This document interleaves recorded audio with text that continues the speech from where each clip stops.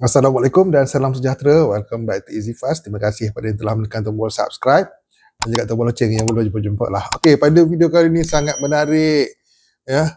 Menarik untuk kita kongsikan. Adakah ada bayangan pengeluaran KWSP selepas dividen? Saya ulang, selepas dividen. Soalan ni banyak dibangkitkan, ya. Adakah akan ada bayangan untuk pengeluaran KWSP selepas pembayaran dividen? Okey, kita mulakan. Untuk pengetahuan semua, ya, pembayaran dividen KWSP bagi tahun 2025 ia akan disalurkan, akan diagihkan, akan diberi kepada pencarum sekitar bulan 2 nanti, ya, bulan Februari. Okey, dan kita kena jelas tentang perkara ni, ya. Pembahagiannya untuk dividen itu, ya, ia sama kaedah pengiraan seperti tahun lepas, yang mana setiap peratusan tu dikira mengikut setiap akaun. Okey, jadi maksudnya dekat sini bukan amount keseluruhan tu dikira dan diberi dividen, tidak. Tapi contoh sebagai akaun persaraan, katakanlah dapat 6%. Okey, 6% dekat situ. Akaun sejahtera 6% kat situ, dan akaun fleksibel 6% kat situ. Begitu cara pengagihan dividen nanti. Okey, dan apa kaitannya dengan pengeluaran? Pengeluaran yang dimaksudkan, ya, oleh ramai orang ni ialah pengeluaran KWSP bersasar. Okey, perkara ni sangat menarik untuk admin kupas supaya kita faham dengan jelas. Okey, di sebalik, ya, pengeluaran KWSP bersasar yang dicanang-canang tu sebenarnya ada pengeluaran lain yang bakal rancak sebenarnya. Okey, perkara ni kita kena faham dengan jelas, ya. Kaedah pembahagian dividen tu yang kita sebut tadi, ya, kaedah yang sama macam tahun lepas.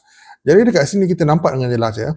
Bagi pencarum yang tidak aktif, ya, kemasukan adalah berbeza dengan orang yang aktif mencarum.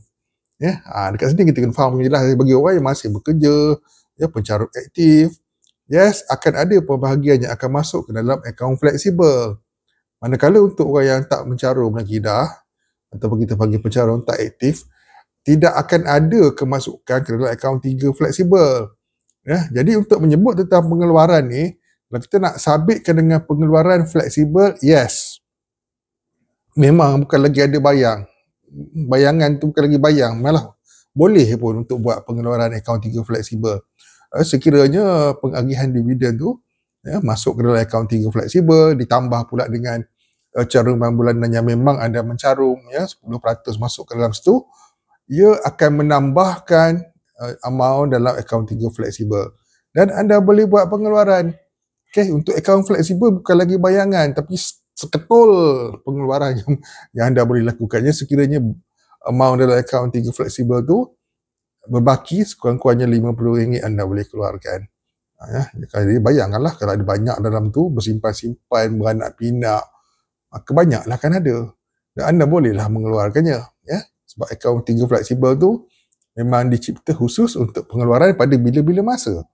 Itu sebab ia ditubuhkan. Ya. Okey, berkenaan dengan akaun 1 KWSP bersasar, kita kena faham dengan jelas ini suatu tuntutan perjuangan yang dituntut, ya, untuk diluluskan daripada akaun 1. Jadi adakah akaun 1 secara bersasar juga akan suasananya sama seperti akaun 3 fleksibel? Untuk persoalan seperti itu, jawapannya tidak. Senarionya tidak sama, suasananya tidak sama. Okey, dekat sini Amin kena bagi kita faham dengan jelas, ya. Walau berapa persen pun kadar dividen yang bakal diberi kepada pencarum, okey, ia tidak membayangkan langsung untuk pengeluaran KWSP akaun 1 itu diluluskan. Sebab kita kena faham satu perkara pokok, ya. Pengeluaran akaun 1 secara bersasar tak ada dalam akta KWSP ketika ini, dan ia memang berat untuk pihak kerajaan luluskan. Itulah sebab ianya dituntut, ya, dengan berbagai-bagai kaedah, ya, dah berapa banyak dah, ya, solidariti, hantaran memorandum dan sebagainya, tapi ia masih lagi diperjuangkan, tak selesai lagi. Jadi pengagihan dividen, Amin cakap terus terang je lah, ya, tidak ada pun membayangkan sebarang pengeluaran KWSP bersasar. Tetapi kalau untuk fleksibel, yes, bukan lagi bayang, ya, berbuah ada pun. Boleh ambil buahnya sekiranya ia dikaitkan dengan pengeluaran fleksibel. Okay, yang penting ada baki, cukup kami cakap lah at least RM50 dah boleh buat keluar pada bila-bila masa. Sebab objektif penubuhan akaun itu pun untuk pengeluaran kecemasan, untuk kita simpan dan untuk kita keluarkan pada bila-bila masa tanpa sebab apa pun. Tak perlu nak menyatakan sebab yang munasabah pun. Keluarlah pada bila-bila masa pun untuk kegunaan apa saja sekalipun. Kalau nak tukar sport rim kereta, nak tukar telefon bimbit pun boleh. Baik, itu adanya. Semoga jelas ya.